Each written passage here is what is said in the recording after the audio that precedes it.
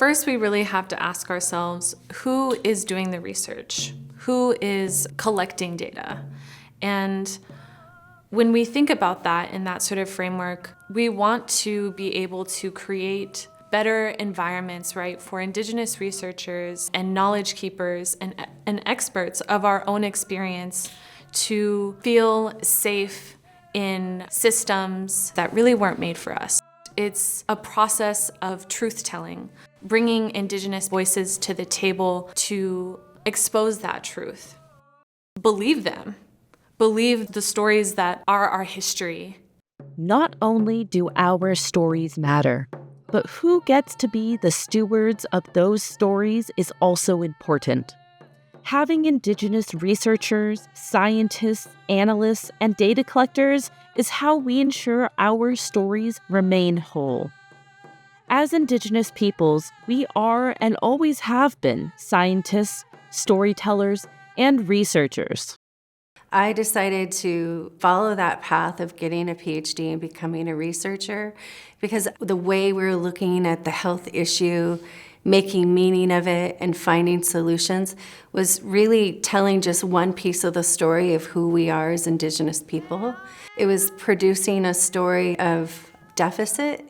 It was producing a story that didn't tell about our strengths and our contributions, about the ways that we know how to take care of ourselves and have taken care of ourselves through living in our Indigenous values and Indigenous ways.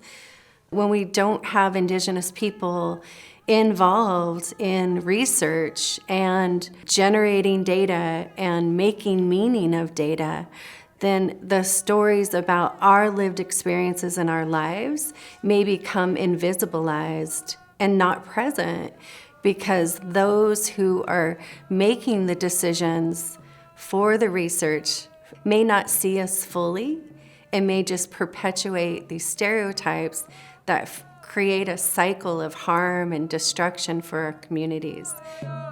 When researchers do not engage in the practice of cultural humility, they can cause significant harm.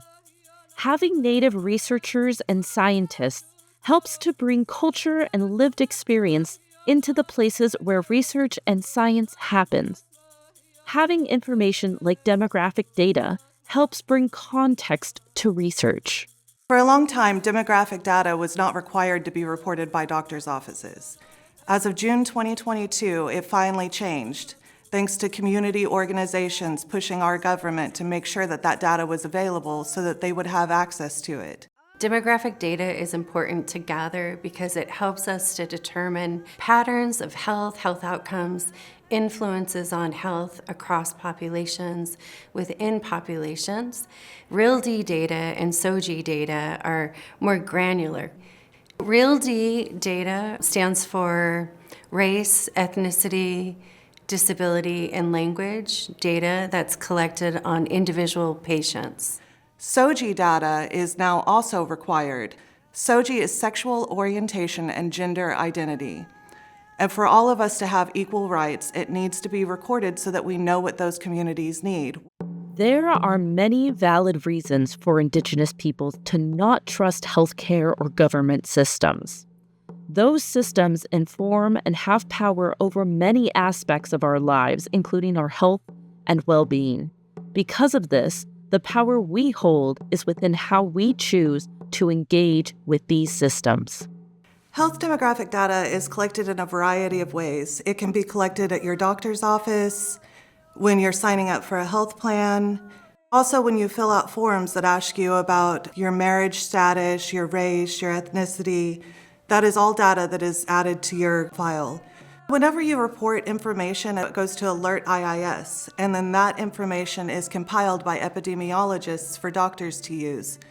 Every time a kid is born, their record is added, and every time there's new information collected that doesn't already match information on file, a new record is created. Sometimes those records are merged. They are never changed though. Any information that is in there stays in there, even if it's corrected. The different information helps us track different diseases, helps us allocate resources for food, medical care. Each community gets a different allocation based on the population size and the need that is determined through the data that's collected. It's all very important to how the government works, which is why it's important to fill out as much information as you can. It's not generally personally identifiable when the epidemiologists get it. It is when the doctor has it, but thanks to HIPAA, it is protected, and it cannot be shared without consent. And even with consent, some things still can't be shared. When you provide demographic data, then you're helping us to understand where there might be inequities and systemic level racism within healthcare institutions and other public health institutions that offer services to individuals and populations. That's why it's so important to fill out RealD and SOGI data. Even though it feels a little intrusive and it feels like nobody needs to have that information, really we do so that we can get the resources our community needs. Native people don't often have a very good reason to participate in government-ran surveys. Some folks might be thinking, am I going to receive just and fair treatment if I share that I am Native American in this clinic or in this space? Am I going to receive culturally specific services if I share that? Or are they going to be noting that I am Native American and assigning things to me based on my race and identity? So that historical trauma shows up, and I think it also leads to modern day data genocide, and that's something that has always been in our history. When colonization began, there were folks that went out to reservations and with pen and paper and just started to write down and intentionally erase blood quantums from people, and even establishing a blood quantum system. That is data genocide. That was strategically an effort to erase Native people through data collection. Who gets to decide what data sets we're collecting, how we ask demographic, racial, and ethnic specific questions, and we're not asking folks if they're members of tribes or a tribe. We're not allowing that expansive collection of information to happen, and I think those are extreme barriers for Native people who we know are very diverse. And then you have to really also think about how we administer or collect information. For example, conducting surveys through county-administered services and programs versus community-based services and programs.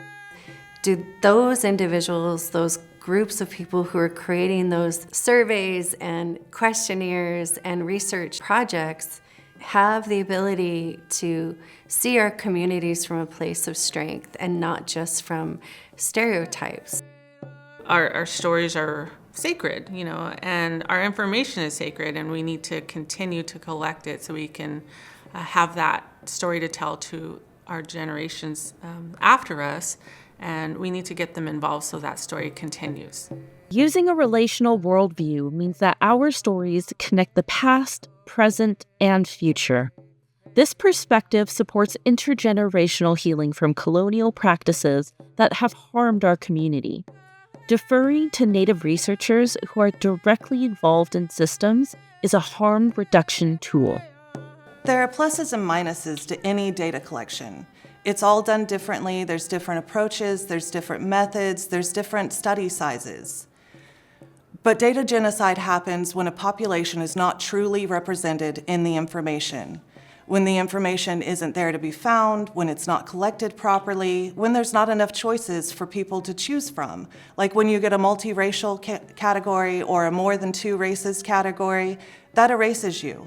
That gets rid of your entire population and anything that your population might be facing or might need. In fact, more than 50% of Native Americans are considered to be more than two races. And so if you check that box, that's the category that you're in. Data genocide is when all parts of our community aren't represented. This process really allows for the goals of settler colonialism to be realized, where we are marked as insignificant, as something else, as other, and not given a role in constructing our own experience.